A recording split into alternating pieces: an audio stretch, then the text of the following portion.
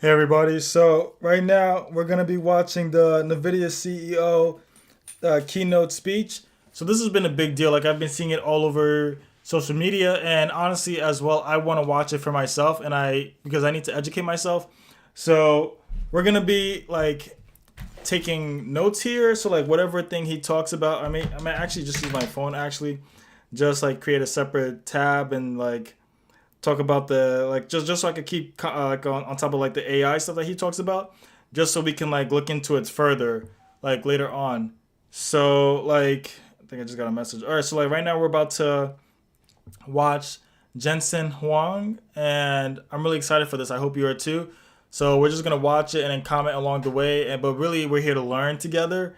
And this is just to learn. Like we're not trying to get anything out of this video besides learning and seeing like how we can position like our knowledge to like help us do our jobs better. All right. Why are tokens fundamental to AI? Tokens transform words into knowledge and breathe life into images. They turn ideas into videos and help us safely navigate any environment. Tokens teach robots to move like the masters. Inspire new ways to celebrate our victories. So what are tokens, huh? And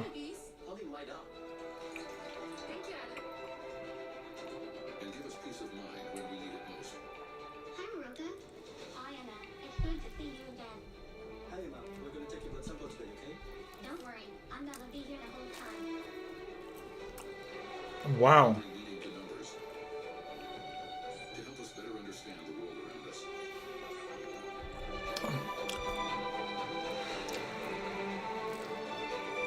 Predict the dangers that surround us.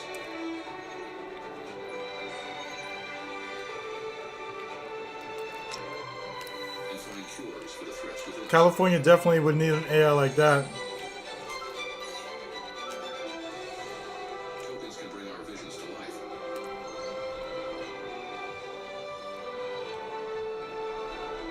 And restore what we've lost.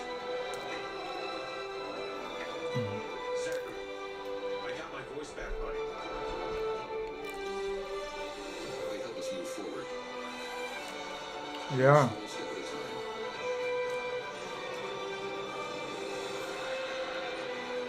And one giant leap. Together. This is a really cool intro.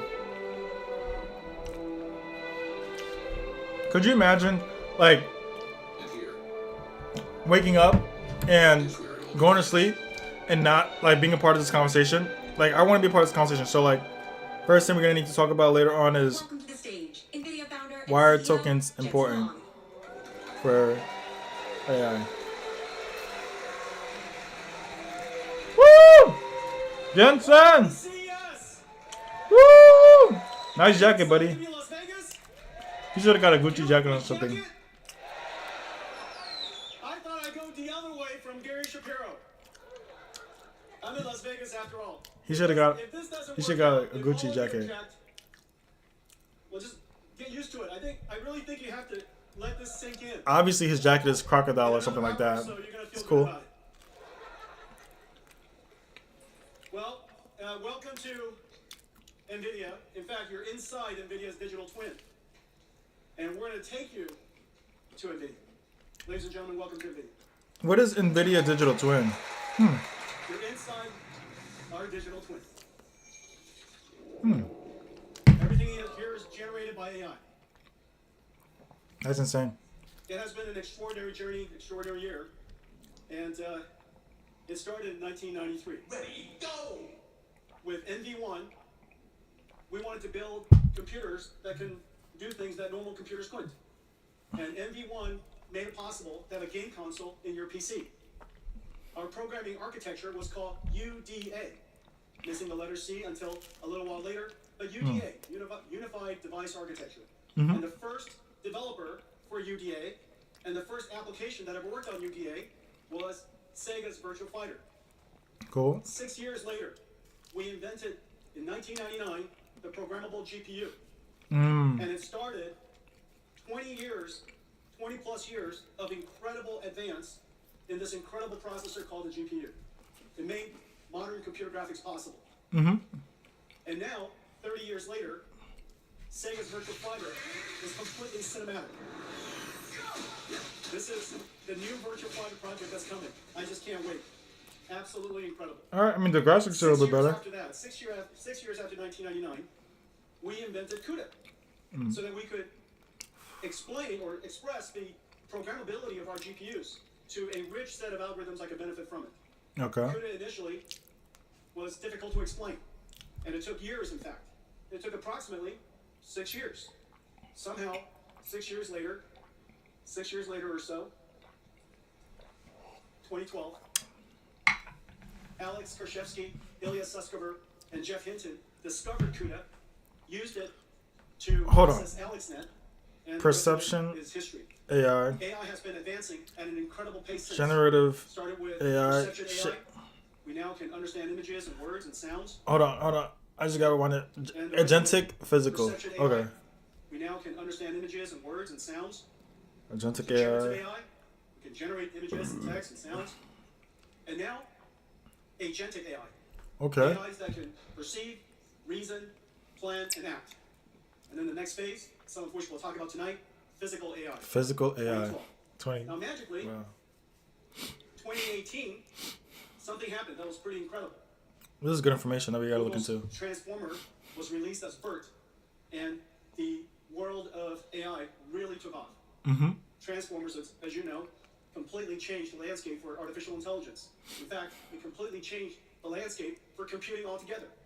We recognized properly that AI was not just Hand a new coding, application instruction, CPU with a software. new She learned all business that. opportunity, but AI, more importantly, machine learning enabled by transformers, was going to fundamentally change how computing works. Okay, so get to it. Computing is revolutionized in every single layer. Did he prepare for this? Hand coding, Yes. Obviously. Instructions that run on CPUs to create software tools that humans use. We now have machine learning that creates and optimizes neural networks that processes on GPUs and creates artificial intelligence. Every single layer of the technology stack has been completely changed. I had to just like. An incredible I can blow my transformation nose. in just 12 years. Oh, my nose. Well, we can now understand just about any language. Surely you've seen text and images and sounds and things like that. But not only can we understand those, we can understand amino acids. We can understand physics. We understand them, we can translate them, and generate them. Okay. Applications are just completely endless.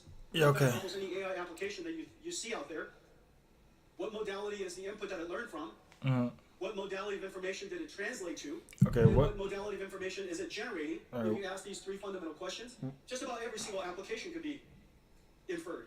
And so when you see application after applications that are AI driven, AI native, What is AI at the core modality? of it, this fundamental concept is there.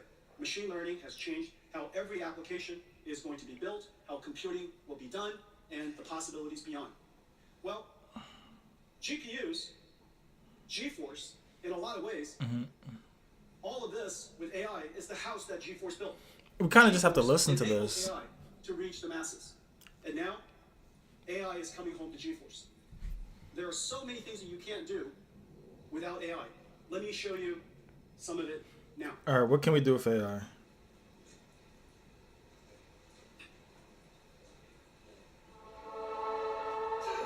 Damn, I missed what the text said. You don't need actors anymore. You don't need actors and actresses.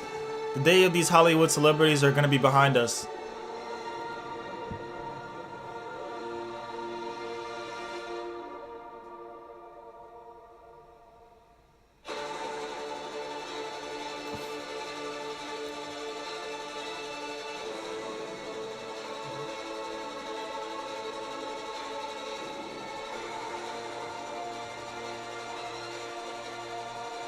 Stereo material. RTX neural material. Oh wow! RTX.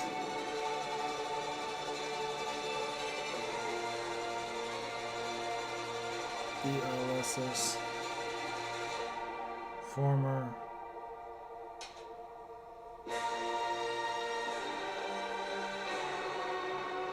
Text to animation. All right. Was real-time computer graphics.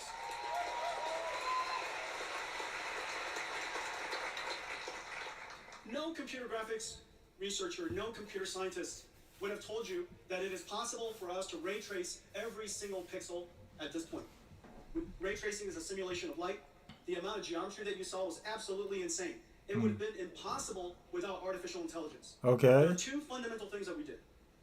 We used, of course, programmable shading and ray trace acceleration to produce incredibly beautiful pixels. But then we have artificial intelligence be conditioned, be controlled by that pixel to generate a whole bunch of other pixels. Not only is it able to generate other pixels spatially, because it's aware of what the colors should be, it has been trained on a supercomputer back in Nvidia, and so the neural network that's running on the GPU can infer and predict the pixels that we did not render. Not only can we do that, it's called DLSS. The latest generation of DLSS also generates beyond frames. It can predict the future, generating 3 additional frames for every frame that we calculate.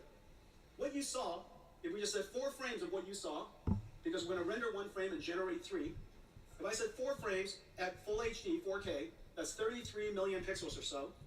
Out of that 33 million pixels, we computed only 2.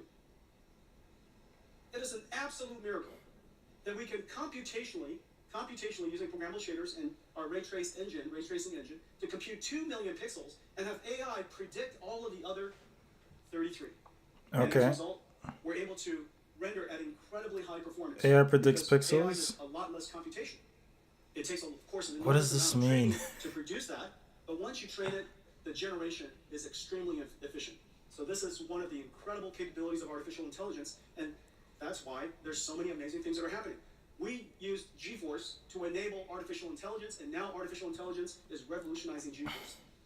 Everyone, today we're announcing our next generation, the Okay. RTX Blackwell family. Let's take a look. RTX Blackwell family. This sounds important.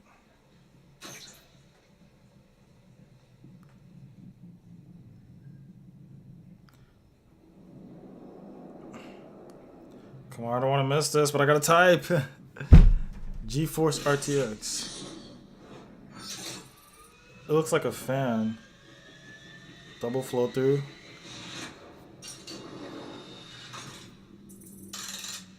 Ultra fast G7 memory, 1.8 terabytes memory bandwidth per second. No, this thing is in the way. Nvidia Blackwell GPU, 92 billion transistors. All right, let me rewind that for everybody that it blocked. 4,000 AI tops, 92 billion transistors, 4,000 AI tops, 380 RTT flops, 125 shader T flops. All right.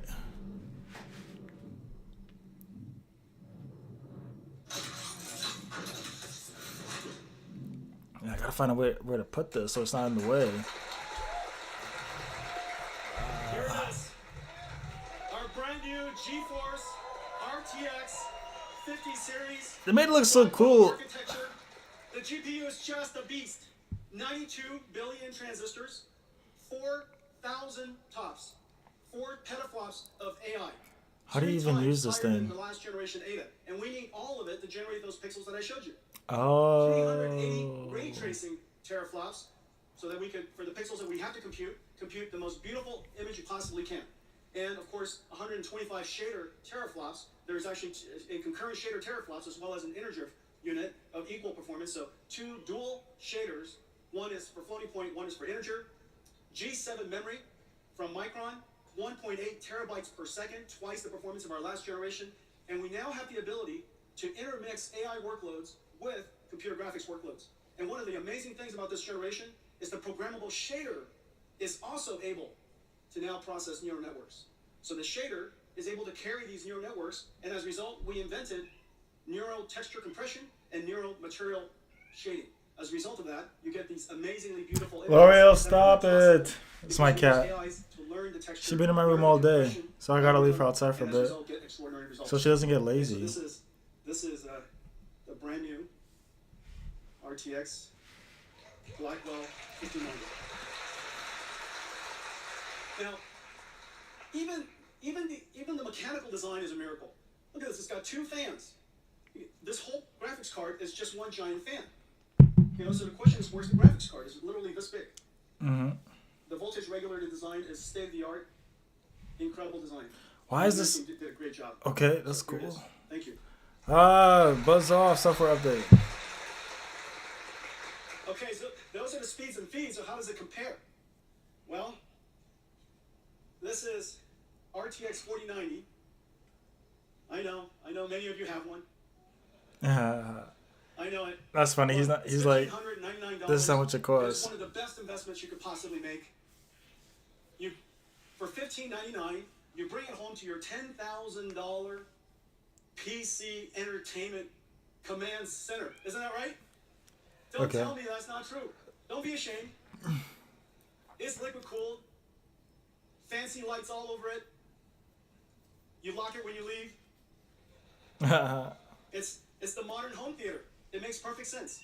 And now for $15, L'Oreal, stop. $15.99, you get to upgrade that and turbocharge the living daylights out of it. Well, now with the Blackwell family, RTX 5070, 4090 performance at $500. Okay, but like, what is it actually like? I have a PC. Like, how do I actually like hook my PC up to this thing? That's what I'm trying to figure out. Like, are there ports? Artificial intelligence. Impossible Like, what? without Like, the four tops, where's the 4 teraops advantage? of AI tensor cores. Impossible without the G7 memories. Okay, so 5070, 4090 performance, $549, and here's the whole family. Starting from 5070 all the way up to 5090. 5090, twice the performance of a 4090. Starting, of course, we're producing at very large scale availability starting January. Well, it is incredible, but we managed to put these in gigantic performance GPUs into a laptop. This is a 5070 laptop. For $1299, this 5070 laptop has a 4090 performance. I think there's one here somewhere. RTX 5070 laptop. Let me show you Oh this. shit. This is a, look at this thing. Here, there's only so many pockets. Ladies and gentlemen, Janine Paul. Janine Paul, yes. So can you imagine? You got this incredible graphics card here, Blackwell. We're going to shrink it and put it in there. Does that make any sense? Oh, no more Apple computers. Well, you can't do that without artificial intelligence. And the reason for that is because we're generating most of the pixels using our tensor cores. No So more we make PCs, no more only the Mac pixels we need, computers. and we generate using artificial intelligence all of the other pixels we have. As a result, the energy efficiency is just off the charts. The future of computer graphics is neural rendering, the fusion of artificial intelligence and computer graphics. And what's really amazing. Neural rendering is the future. Thank you. This is a surprisingly kinetic keynote. And what's really amazing is the family of GPUs we're going to put in here. And so the 5090 will fit into a laptop, a thin laptop. That last laptop was 14.9 millimeters. You got a 5080, 5070 Ti, and 5070. Okay, so ladies and gentlemen, the RTX Blackwell family. So that's the family? Okay. Or is that family coming up? Well, GeForce brought AI to the world, democratized AI. Now AI has come back and revolutionized GeForce. Let's talk about artificial intelligence. Let's go to somewhere else at Nvidia. Now AI revolutionizes This is GeForce. literally Nvidia's headquarters. Incredible. Okay, so let's talk about AI. The industry Come on. chasing and racing to scale artificial intelligence. And the scaling law is a powerful model. It's an empirical law that has been observed and demonstrated by researchers and industry over several generations. Wow, if it wasn't for YouTube, I wouldn't even be watching The this. scaling laws says that the more data you have, the training data that you have, the larger model that you have, and the more compute that you apply to it, therefore, the more effective or the more capable your model will become. More So data. the scaling law continues. What's really amazing is that now we're moving towards, of course, and the internet is producing about, Wait, what do you say? or the more capable your, So, is that the more data you have, the more data you have, the training data that you have, the larger model that you have, larger and the more model. compute that you apply to it, therefore, the more effective or the more capable your model will become. So the scaling law Oh. continues. What's really amazing is that now we're moving towards, of course, and the internet is producing about twice the amount of data every single year as it did last year. I think that in the next couple of years, humanity will produce more data than all of humanity has ever produced since the beginning. And so we're still producing a gigantic amount of data. And it's becoming multimodal. Video and images and sound. than All of ever. that data can be used to train the fundamental knowledge, the foundational knowledge of AI. Multimodal. But there are, Okay. in fact, two Video, other scaling laws that has now sound, emerged. And it's somewhat intuitive. The second scaling law is post-training scaling law. So two new Post-training scaling law laws. uses techniques like reinforcement learning, human feedback. Basically, the AI produces and generates answers based on a human query. The human then, of course, gives a feedback. It's much more complicated than that, but that reinforcement learning system, with a fair number of very high-quality prompts, causes the AI to refine its skills. It could fine-tune its skills for particular domains. It could be better at solving math problems, better at reasoning, so on and so forth. And so it's essentially like having a mentor or having a coach give you feedback after you're done going to school. And so you get tests, you get feedback, you improve yourself. We also have reinforcement learning AI feedback, and we have synthetic data Okay, where are we? generation. Okay, let's just keep These the techniques are timer rather, up so we can know like where we are. Akin to, if you will, self-practice. You know the answer to a particular problem, and you continue to try it until you get it right. And so an AI could be presented with a very complicated and a difficult problem that is verifiable functionally, and has an answer that we understand. Maybe proving a theorem, maybe solving a geometry problem. And so these. All right, I'm just gonna play this at 1.5 speed, because we have a lot to get through. So I'm just gonna put it at 1.5 speed. Problems would cause the AI to produce answers, and using reinforcement learning, it would learn how to improve itself. That's called post-training. Post-training requires an enormous amount of computation, but the end result produces incredible models. We now have a third scaling law, and this third scaling law has to do with what's called test time scaling. Test time scaling is basically when you're being used. When you're using the AI has the ability to now apply a different resource allocation. Instead of improving its parameters, now it's focused on deciding how much computation to use to produce the answers it wants to produce. Reasoning is a way of thinking about this. Long thinking is a way to think about this. Instead of a direct inference or one-shot answer, you might reason about it. You might break down the problem into multiple steps. You might generate multiple ideas and evaluate. Your AI system would evaluate which one of the ideas that you generated was the best one. Maybe it solves the problem step by step, so on and so forth. And so now test time scaling Have is AI proven to be incredibly break effective. down You're watching problem, this sequence of technology multiple and all of these scaling laws steps, emerge as we and see pick best incredible ideas. achievements from ChatGPT to O1 to O3, and now Gemini Pro. All of these systems are going through this journey step by step of pre-training to post-training to test time scaling. Well, the amount of computation that we need, of course, is incredible. And we would like, in fact, that society has the ability to scale the amount of computation to produce more and more novel and better intelligence. Intelligence, of course, is the most valuable asset that we have, and it can be applied to solve a lot of very challenging problems. And so, scaling law. It's driving enormous demand for NVIDIA computing. It's driving enormous demand for this incredible chip we call Blackwell. Let's take a look at Blackwell. Well, Blackwell is in full production. It is incredible what it looks like. So first of all, there's some, every single cloud service provider now have systems up and running. We have systems here from about 15 computer makers. It's being made about 200 different SKUs, 200 different configurations. They're liquid-cooled, air-cooled, x86, NVIDIA Grace CPU versions, NVLink 36x2, NVLink 72x1, whole bunch of different types of systems so that we can accommodate just about every single data center in the world. Well, these systems are being currently manufactured in some 45 factories. It tells you how pervasive artificial intelligence is and how much the industry is jumping onto artificial intelligence in this new computing model. Well, the reason why we're driving it so hard is because we need a lot more computation. It's very clear that Janine?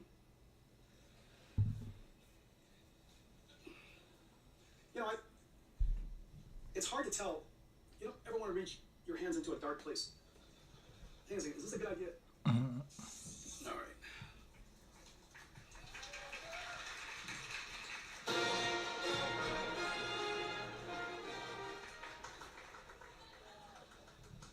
Wait for it. Wait for it. I thought I was worthy. Apparently Yorker didn't think I was worthy. All right. This is my show and tell. This is a show and tell. So, this NVLink system, this right here, this NVLink system, this is GB200 NVLink 72. It is 1.5 tons, 600,000 parts, approximately equal to 20 cars, 120 kilowatts. It has a spine behind it that connects all of these GPU together, 2 miles of copper cable, 5,000 cables, This is being manufactured in 45 factories around the world. We build them, we liquid cool them, we test them, we disassemble them, ship them in parts to the data centers because it's 1.5 tons. We reassemble it outside the data centers and install them. Ship The it in manufacturing is parts. insane. But the goal of all of this is because the scaling laws are driving computing so hard that this level of computation, Blackwell over our last generation, improves the performance per watt by a factor of 4. Performance per watt by a factor of 4, performance per dollar by a factor of 3. That basically says that in one generation, we reduce the cost of training these models by a factor of 3. Or if you want to increase the size of your model by a factor of 3, it's about the same cost. But the important thing is this. These are generating tokens that are being used by all of us when we use ChatGPT or when we use Gemini, use our phones in the future. Just about all of these applications are going to be consuming these AI tokens. And these AI tokens are being generated by these systems. Wait a minute. AI tokens.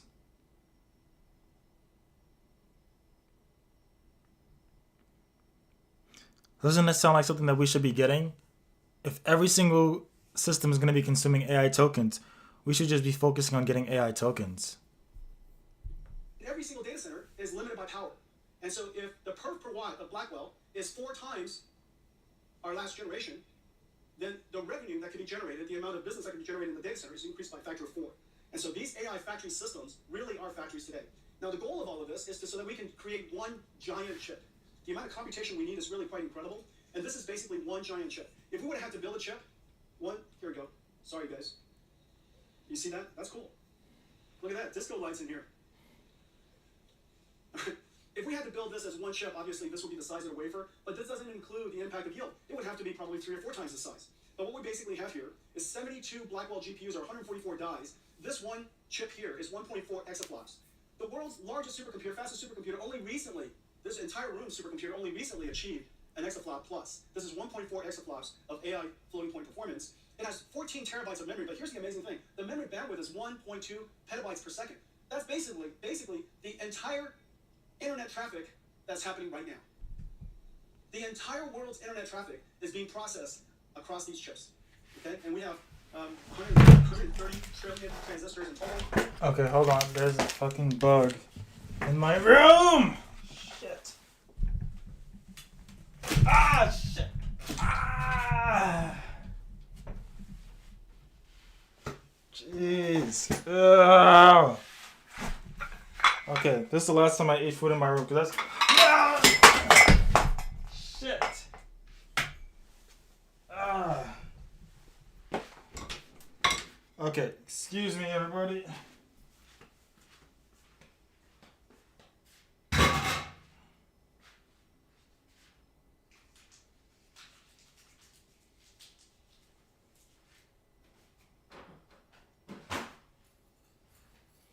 That's a whole fucking bug, bro. What the fuck? Never eating in my room again. Fuck. And my room has been a little bit dirty. Now I gotta really clean the fuck up. I have to really clean up my room because this is really embarrassing.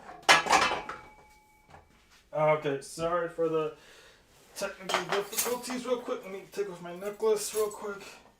Shit. Dang, my life is really...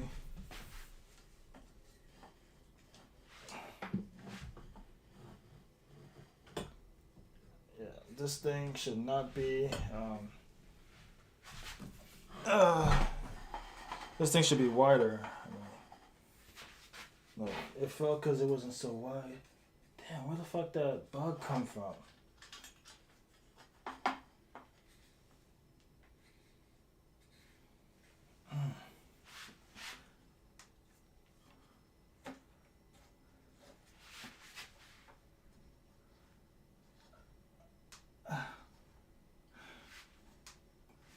Alright.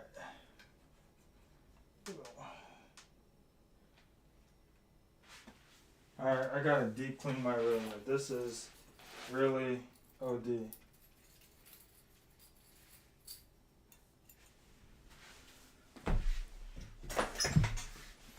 Alright. 2,592 CPU cores, whole bunch of networking. And so these, I wish I could do this. I don't think I will. So these are the Blackwells. These are our ConnectX networking chips.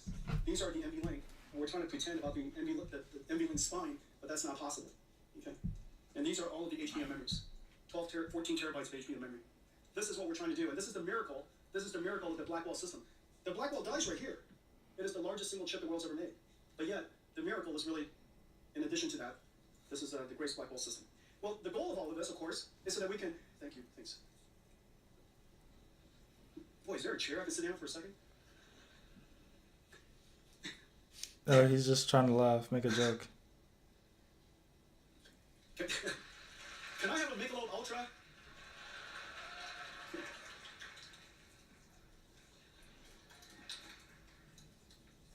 How is it possible that we're in the Michelob Ultra Stadium? It's like coming to Nvidia and we don't have a GPU for you. That's funny. So we need an enormous amount of computation because when training larger models and these inferences used to be one inference, but in the future the AI is going to be talking to itself. It's going to be thinking. It's going to be internally reflecting, processing. So today, when the tokens are being generated at you, so long as it's coming out at 20 or 30 tokens per second, it's basically as fast as anybody can read. However, in the future, and right now with GPT-01, with the new Gemini Pro and the new the 01, 03 models, they're talking to themselves, reflecting, they're thinking. And so, as you can imagine, the rate at which the tokens could be ingested is incredibly high. And so we need the token rates, the token generation rates, to go way up. And we also have to drive the cost way down simultaneously so that the quality of service can be extraordinary, the cost to customers can continue to be low, and AI will continue to scale. Hold on, I just have to do something really quick. So long as it's coming out at 20 or 30, enormous amount of content. Alright, guys, just bear with me for like literally 1 second, quick commercial break. I just have to respond to this message before I forget. Because if I don't respond to the message, I'm just going to forget. And it's going to be like, it's going to be bad on me. Just give me 1 second. 1 second, 1 second, 1 second, please. I got to respond to this dude.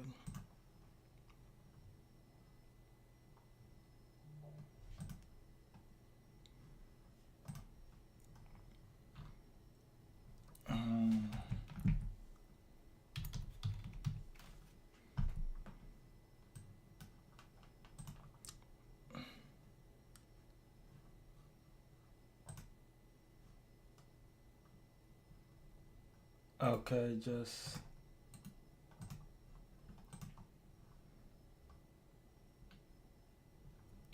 Okay, I'm just checking to see if it's like the same thing.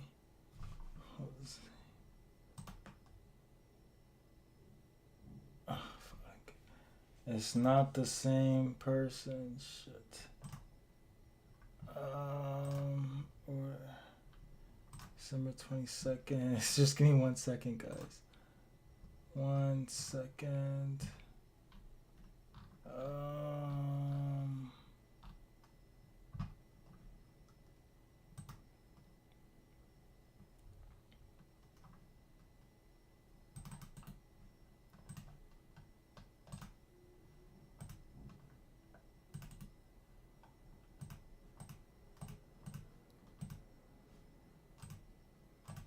Okay, so this should be good.